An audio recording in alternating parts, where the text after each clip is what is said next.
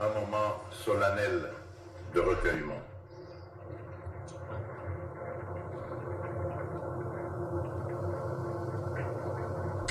Je vous remercie.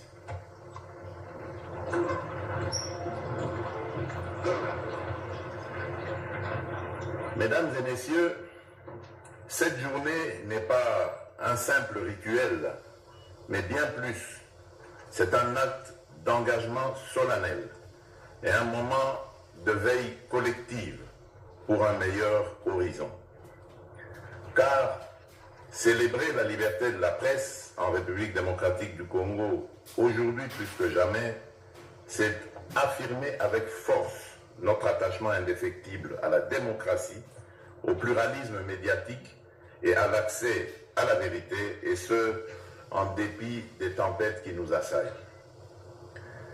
La liberté de la presse est un pilier fondamental de toute démocratie digne de ce nom. En République démocratique du Congo, nous avons fait de ce principe une priorité, car une presse libre est le miroir de la société, la gardienne de nos valeurs et le porte-voix de notre peuple. Dès mon accession à la magistrature suprême, j'ai toujours affirmé mon engagement à protéger cette liberté, à promouvoir le pluralisme médiatique et à garantir un accès équitable à une information fiable et transparente.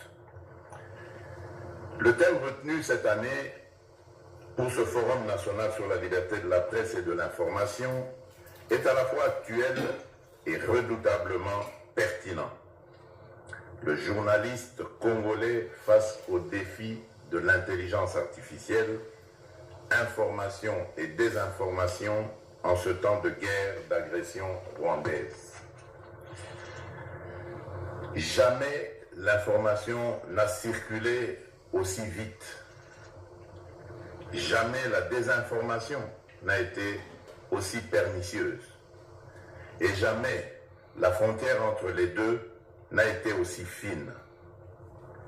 Alors que notre pays fait face à une agression extérieure brutale qui viole notre souveraineté, il doit simultanément faire face à une autre guerre, plus insidieuse, celle de la manipulation, de la propagande et du brouillage de la vérité.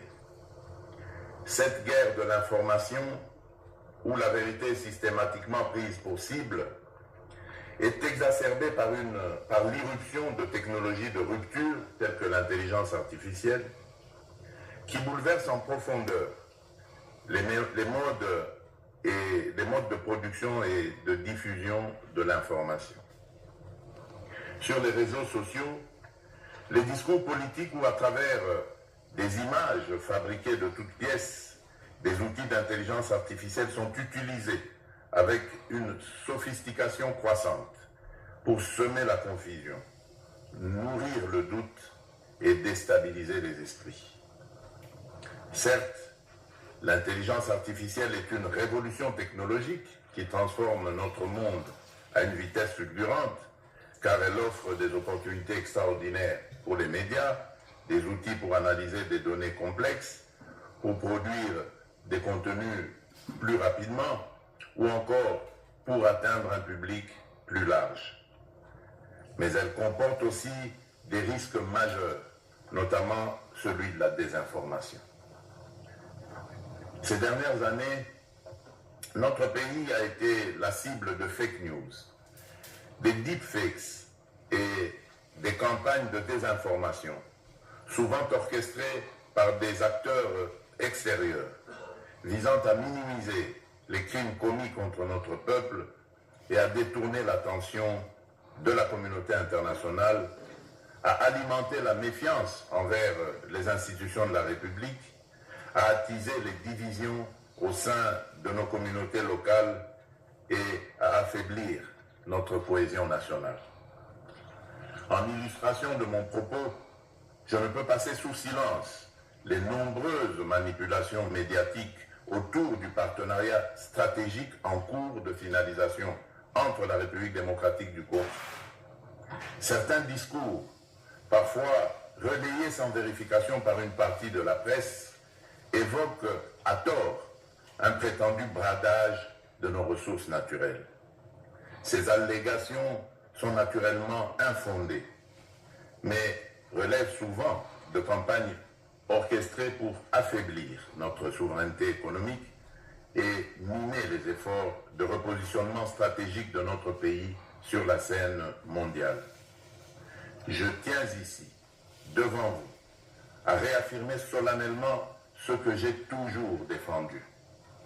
Jamais, mais au grand jamais, je ne braderai les richesses de la République démocratique du Congo.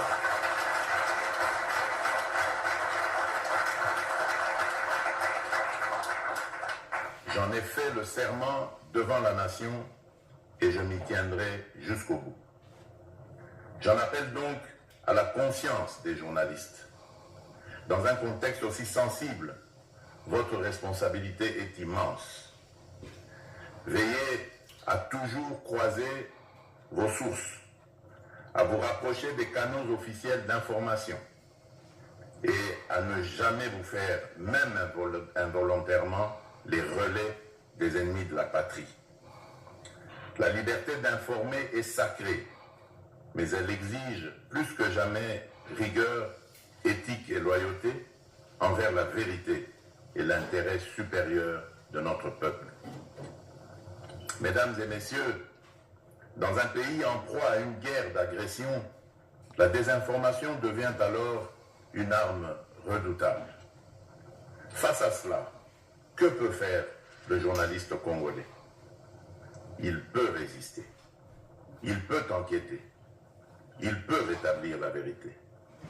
Il peut rappeler aux Congolais que la dignité d'un peuple commence par la maîtrise de son histoire, par la souveraineté de sa parole et par la défense de ses intérêts vitaux. En ces temps de guerre, la liberté de la presse ne peut être dissociée du devoir de responsabilité patriotique. Elle appelle chaque journaliste à faire le choix conscient d'une information qui contribue à la défense de la patrie. Il ne s'agit nullement de travestir la vérité, ni d'imposer une pensée unique, mais d'un engagement lucide et éthique à rapporter les faits, rien que les faits, dans le respect strict de votre code d'éthique et de déontologie professionnelle. Chers journalistes, face aux défis auxquels notre nation est confrontée, votre rôle est plus crucial que jamais. Vous êtes les gardiens de la démocratie, les sentinelles de la vérité. Ceux qui, par leur rigueur et leur éthique, peuvent contrer ces vagues de désinformation. Vous êtes surtout les gardiens d'un espoir, celui d'un Congo libre, informé et debout. À vous, je lance aujourd'hui un appel solennel. Soyez les gardiens de notre mémoire collective. Dans les jours sombres, à vous, je lance aujourd'hui un appel solennel. Soyez les gardiens de notre mémoire collective. Dans les jours sombres, c'est votre plume, votre micro, votre image qui peuvent ouvrir les chemins de la lumière. Documenter les faits, donner la parole aux victimes et refuser de céder à la peur ou à la manipulation. À cet égard, je salue particulièrement les efforts de ceux d'entre vous qui, malgré les risques, continuent de rapporter la vérité depuis le front et les zones sous occupation ennemie. Votre action est un pilier de la cohésion nationale, un rempart contre les discours de la haine. Elle est une arme passéaliste de ceux qui veulent faire de notre pays un champ de ruines et de mensonges. La nation se dressera toujours aux côtés de ces journalistes intègres, de ces médias responsables et de toutes celles et ceux qui refusent que la vérité soit mise à genoux. Je me réjouis sincèrement de constater que bien au-delà des faits, bien au-delà des défis actuels, vous demeuriez pleinement engagé dans l'esprit des réformes du cadre légal et réglementaire pour l'assainissement de notre espace médiatique.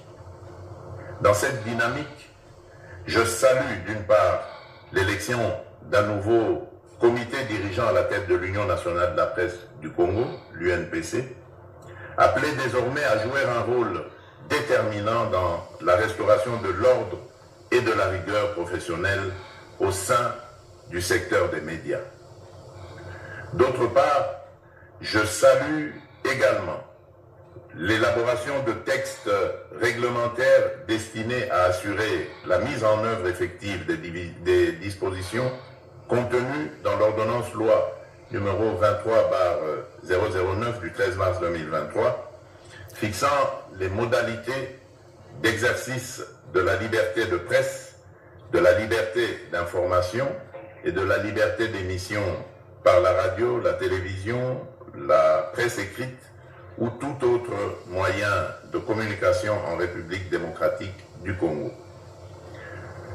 Parmi les avancées majeures introduites par cette ordonnance loi, je tiens à mettre en exergue la clarification de la définition du journaliste professionnel et de l'entreprise de presse, la reconnaissance officielle des médias en ligne, communautaires et associatifs, le renforcement des pouvoirs du Conseil supérieur de l'audiovisuel et de la communication, ainsi que la reconnaissance légale de l'Union de la presse du Congo, l'Union nationale de la presse du Congo, l'instauration d'un régime de sécurité sociale pour les journalistes et la mise en place de mesures de soutien à la viabilité économique des médias, conditions essentielles pour garantir leur indépendance.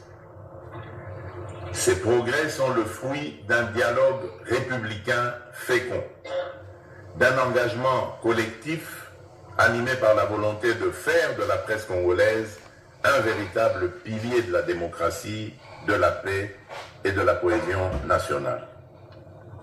J'en appelle à toutes les parties prenantes. Poursuivons sans relâche cet élan de réforme. Œuvrons ensemble pour qu'il porte davantage de fruits au service d'une presse réellement libre, indépendante, éthique et professionnelle, respectueuse des règles déontologiques, des bonnes mœurs et des lois de la République. Il nous revient, dans cet esprit de responsabilité collective, de consolider nos acquis, d'approfondir les réformes entreprises et de renforcer notre résilience commune.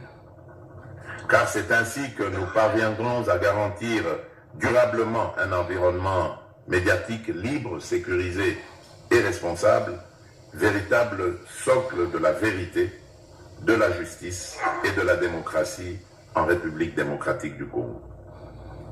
Je conclus mon propos en rappelant cette évidence. De démocratie réelle sans pluralité de l'information. Il n'y a pas de journée solennelle. Je vous appelle à rester vigilants, solidaires et résolument engagés dans cette bataille essentielle pour la vérité, la justice et la dignité du peuple congolais. Que Dieu bénisse la République démocratique du Congo et que vive la liberté de la presse. Je vous remercie.